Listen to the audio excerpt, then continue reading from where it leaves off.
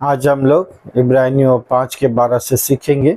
यहाँ वचन में लिखा हुआ, समय के विचार से तो तुम्हें गुरु हो जाना चाहिए था, तो भी क्या यह आवश्यक है कि कोई तुम्हें परमेश्वर के वचन की आदि शिक्षा फिर से सिखाए?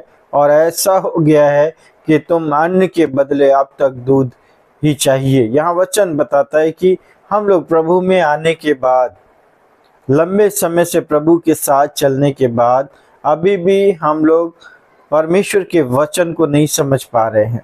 अभी भी हम परमेश्वर की खरी शिक्षाओं को नहीं समझ पा रहे। प्रभु हमें क्यों चुना नहीं जान पा रहे। प्रभु का वचन हमें क्यों दिया गया है नहीं जान पा रहे। संगति क्यों प्रभु ने हमारे लिए दिया हम नहीं जान पा रहे। और अभी तक हम ये नहीं जान पा रहे कि प्रभु यीशु मसीह हमें अलग संसार से क्यों किया है। हम ये सब बातों को समझना नहीं चाहते।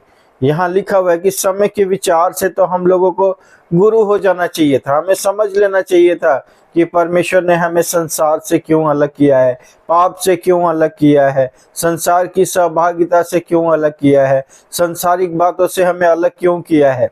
लेकिन आज भी हम लोग इन बातों को समझ नहीं पाए हैं। संसार में भी हम गुरु लोगों के पीछे भागते थे, आज कलीसिया में प्रभु के दासों के पीछे हम भाग रहे हैं। जबकि हमें गुरु बनना चाहिए था, हमें सीखने वाला और सिखाने वाला बनना चाहिए था।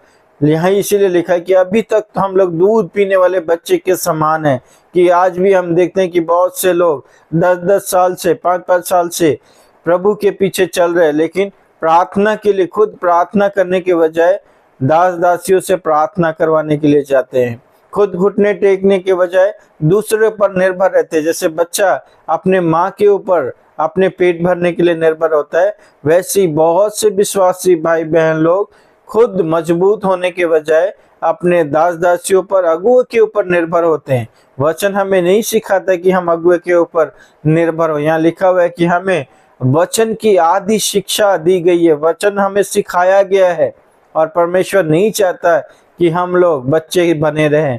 परमेश्वर चाहता है कि हम सीखें और जाके दूसरों को सिखाएं। यदि मत्ती 28 में हम पढ़ते तो वहाँ लिखा हुआ यीशु मसीह ने 3.5 साल जो प्रेरितों को सिखाया, वही कहा कि जो बातें तुमने मुझसे सीखी है जाके सिखाओ। जो बातें तुमने मेरे द्वारा, मेरे साथ रहते हुए जो कुछ भी देखा है, उन बातों को जाके संसार में सिखाओ। तो हमें परमेश्वर का वचन सिखाता है कि हम दूसरों को जाके वचन सिखाए, हम बच्चे ना बने रहें।